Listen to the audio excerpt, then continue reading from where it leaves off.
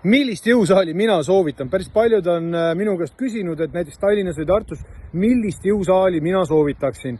Ja minu vastus on alati see, et ega jõusaal sinu eest trenni ei tee. Loomulikult sa pead arvestama, et sellistes ööpäevaringsetes saalides, kus on odav pilet, seal ei ole näiteks klienditeenindajad, seal ei ole tihti sauna, aga need klubid, kus on klienditeenindajad, kõik lisad, saunad, need ka maksavad teinekord 2-3 korda rohkem. Nii et see hinna osa, see on valikute küsimus. Saal iseenesest, saali sisustus hea on see, kui seal on elementaarsed asjad olemas.